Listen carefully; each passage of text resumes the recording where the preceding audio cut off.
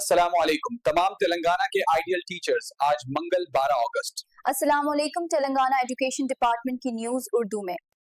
इनमें तालीम, सेहत आम्मा और इंतज़ामी उमूर पर काफ़ी मालूमात हैं। तो आज का मकसद है कि इन ज़राए का गहराई से जायज़ा लें, देखते हैं कि अहम नुकात क्या हैं और ये सब मिलकर क्या तस्वीर पेश करते हैं। बिल्कुल। और आज जो मवाद हमारे पास है वो काफ़ी मुतनव्वे है। एक तरफ तो फौरी अवामी हिफाजती इक़दामात हैं, जैसे बारिशों का मामला, तो दूसरी तरफ तवील मुद्दती चीज़ें हैं, जैसे तालीम और इंतज़ामिया में तब्दीलियाँ। असल सवाल ये है कि क्या ये सब कोशिशें मतलब एक मरबूत हिकमत अमली का हिस्सा हैं या अलग अलग चल रही हैं? आइए देखते हैं ज़राए क्या बताते हैं। ठीक है, तो सबसे पहले अवामी सेहत और हिफाजत। ज़ाहिर है ये फौरी तवज्जो का मरकज़ है। हैदराबाद में शदीद बारिशें हुई हैं तो वज़ीर आला ने आईटी कंपनियों को घर से काम करने की हिदायत दी है। स्कूलों और कॉलेजों के लिए भी हालात देखकर छुट्टियों का ऐलान किया गया है और इंतज़ामिया अगले 72 घंटे हाई अलर्ट पर है। ये तो फौरी रद्द अमल हुआ। जी, ये तो शहरियों की हिफाजत के लिए बिल्कुल ज़रूरी इक़दामात हैं। इसी दौरान एक और बड़ा अवामी सेहत का कदम कल यानी 13 अगस्त को उठाया जा रहा है। सुबह 11:30 बजे पूरी रियासत में नशा मुक्त भारत अभियान के तहत मंशियात के खिलाफ एक बड़ी हल्फ-बर्दारी तकरीब है। मकसद तो साफ है, नौजवानों में बेदारी पैदा करना। एक पैगाम में उसका अहदनामा भी है जो काफ़ी मुतासिर कुन लगा मुझे। नौजवानों को मंशियात से दूर रहने और मुल्क की तामीर में हिस्सा लेने की तरगीब देता है। हाँ, ये एक अहम समाजी मुहिम लगती है। सेहत से ही जुड़ी एक और खबर एल्बेंडाजोल गोलियों की तकसीम के बारे में है।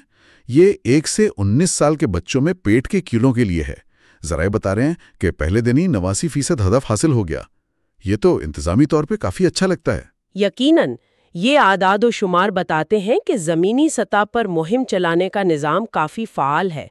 अच्छा, अब अगर हम सेहत से तालीम की तरफ आएं, जो किसी भी रियासत की तवील मुद्दती तरक्की के लिए किलीदी है, तो यहाँ भी काफ़ी कुछ हो रहा है। हाँ, तालीम के शोबे में तो काफ़ी हलचल नज़र आ रही है।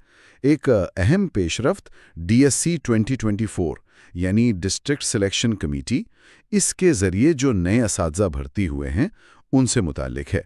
उनकी तनख्वाहों के बिल 10 अक्टूबर 2024 से जमा करवाने की हिदायत दी गई है। मतलब नए असातिज़ा अब बाकायदा सिस्टम का हिस्सा बन जाएंगे। ये अच्छी खबर है, लेकिन नए असातिज़ा की आमद के साथ साथ वो जो पुराने असातिज़ा के मसाइल हैं उन पर भी तवज्जो दी जा रही है। ज़राए बताते हैं कि असातिज़ा की तरक्कियों, ख़ास तौर पर 2002 DSC बैच की सीनियरिटी वाले मामलात, वो अब भी ज़ीरे बहस हैं। तो एक तरफ नई भर्तियाँ, दूसरी तरफ पुराने मसाइल हल करने की कोशिश। इसी ज़िम्न में रियासती बेहतरीन असातिज़ा अवार्ड 2025 के लिए नामज़दगियाँ भी मांगी गई हैं।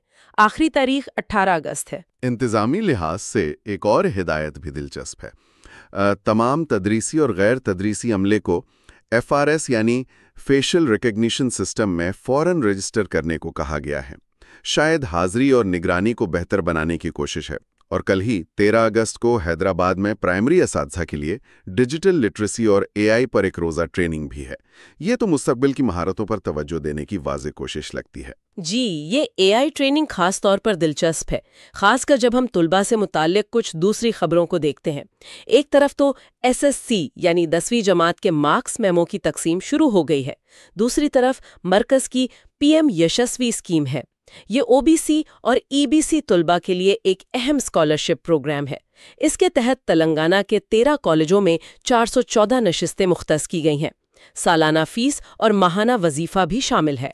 ये तुलबा के लिए बड़ा सहारा हो सकता है। लेकिन यहाँ एक तजाद सा भी नजर आता है। इंजीनियरिंग काउंसलिंग के पहले मरहले के बाद खास तौर पर कंप्यूटर साइंस और IT में कई सीटें खाली रह गई हैं। एक तरफ प्राइमरी उस्तादों को AI की ट्रेनिंग, दूसरी तरफ IT की सीटें खाली। क्या ये मार्केट की ज़रूरियात और तालीमी रुझान में किसी तब्दीली का इशारा है? इस पर गौर करना होगा। ये वाकई एक अहम नुक्ता है।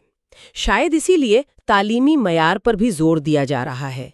रियासत भर में DE-ED यानी डिप्लोमा इन एजुकेशन कॉलेजों का मुआयना भी चल रहा है और तुलबा की रहनुमाई के लिए भी इक़दामात हो रहे हैं। जैसे क्रूटला में آج IITA یونٹ نے 8ویں سے 10ویں جماعت کے طلباء کے لیے کریئر گائیڈنس پروگرام کیا۔ ٹھیک ہے۔ تعلیم اور صحت کے علاوہ کچھ بڑے پالیسی اور انتظامی فیصلے بھی ہیں۔ مرکزی وزیر خزانہ نے واضح کیا ہے کہ پرانی پینشن اسکیم OPS کو بحال کرنے کی فی الحال کوئی تجویز نہیں، اور حکومت کی توجہ نیشنل پینشن سسٹم NPS پر ہی ہے۔ یہ تو خیر ملکی پالیسی کا معاملہ ہے۔ اور ریاستی سطح پر ایک اہم انتظامی تبدیلی یہ ہے کہ 15 اگست کو نئے منتخب شدہ VROs یعنی ولیج ریونیو آفیسرز ان کو تقرر نامے دیے جائیں گے۔ یہ ریاست کے ریونیو نظام میں ایک بڑی تنظیم نو کا حصہ لگتا ہے۔ اس کے اثرات دور رس ہو سکتے ہیں۔ تو مجموعی طور پر دیکھیں تو تلنگانہ میں اس وقت بہت کچھ ایک ساتھ ہو رہا ہے، فوری بارشوں سے نپٹنے سے لے کر صحت عامہ کی مہمات تک، اساتذہ کی بھرتی اور ٹریننگ، طلبہ کے لیے اسکیمیں اور رہنمائی، اور پھر بڑی انتظامی اور پالیسی تبدیلیوں جیسے پینشن اور ریونیو اصلاحات۔ جی بالکل، یہ سب مختلف سطحوں پر ہونے والی سرگرمیاں ہیں۔ یہاں سوچنے کی بات یہ ہے کہ یہ تمام کوششیں جو سرکاری اداروں، تعلیمی نظام اور کمیونٹی کی سطح پر ہو رہی ہیں، اپنے مقاصد حاصل کرنے میں کس حد تک کامیاب ہوں گی؟ کیا ان میں وہ ربط موجود ہے جو حقیقی تبدیلی لا سکے؟ اور جیسا کہ ایک پیغام میں کہا گیا تھا کہ باخبر رہنا فتنے اور گمراہی سے بچاتا ہے، تو کیا معلومات تک یہ رسائی واقعی معاشرے کو صحیح سمت میں لے جانے کے لیے کافی ہے، یا پھر ان اقدامات کے عملی نفاذ اور ان کے اثرات کا جائزہ لینا زیادہ اہم ہے؟ یہ وہ سوال ہے جس پر غور کرتے رہنا چاہیے۔